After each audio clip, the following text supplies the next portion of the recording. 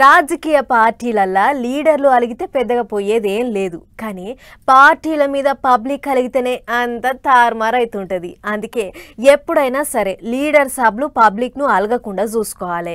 ఎంత పెద్ద లీడర్ అయినా సరే పబ్లిక్ నడుమ తిరుగుతూనే ఉండాలి. అందుకే కావచ్చు ఏపీ సీఎం బాబు సారు తాపకోసారి పల్లెబాట పడుతుంటాడు. 1వ తారీఖు వచ్చుడే ఆలస్యం. సారు ఏదో ఊరికి బండి కట్టాల్సిందే, పబ్లిక్ను అరుచుకోవాల్సిందే.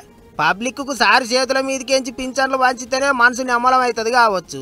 అందుకే పేదల సేవలు అని ఓ కార్యం పెట్టుకొని తొలుత సంధి కట్టు తప్పకుండా పబ్లిక్ నడమకు పోతున్నాడు. గిట్లనే ఈసారి ఏలూరు జిల్లా గోపినాథపట్నం పోయిండు. పింఛన్ పైసలు ఇచ్చేటందుకు గుడ్ల నాగలక్ష్మి ఇంటికి పోయిండు. పైసలు చేతులు పెట్టి మంచి చెడ్డ అరుచుకున్నాడు. సర్కారు అన్ని తీర్ల సాధిస్తుంది, ఏం ఫికర్ చేయకుండా అన్నట్టు ధైర్యం చెప్పిండాట. ఇక అక్కడి నుంచి పెద్ద మీటింగ్ కాడికి పోయిండు సారు. ముందుగాలగా మీటింగ్ కాడ రైతులు పెట్టిన స్టాళ్ళన్నీ తిరిగి చూసిండు.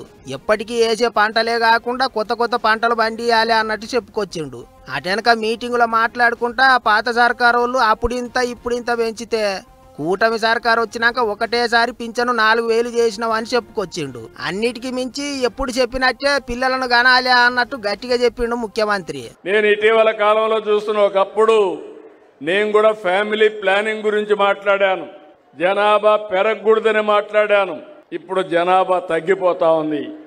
అందుకే ఆలోచిస్తున్నాను, కనీసం ప్రతి ఒక్క కుటుంబం, ప్రతి ఒక్క కప్పులు 3 పిల్లల్ని మీరందరూ కూడా కనాల్సిన అవసరం ఉంది. ఇది నా కోసరం కాదు, ఈ రాష్ట్రం కోసరం. గిట్లా ఒక్కొక్క ముచ్చట కాదు. 2027లో వచ్చే గోదావరి పుష్కరాల కంటే ముందే పోలవరం ప్రాజెక్టును కట్టి జాతికి అంకితం ఇస్తారట. నీళ్ల తిప్పలనేది లేకుండా చేస్తారట. ఇక నీళ్లున్నాయని రైతన్నలంతా ఒక్క వడ్లే బండియకూడదు, వేరే పంటలు కూడా వేయాలి అన్నట్టు చెప్పుకొచ్చిండు. అంతేకాదు 2028 నాటికి అమరావతికి ఓ రూపు తీసుకొస్తారట. గిట్లా పింఛన్లు పంచనికి పోయిన సీఎం సారు పబ్లిక్ కు తీరొక్క ముచ్చట్టు చెప్పుకొచ్చిండు.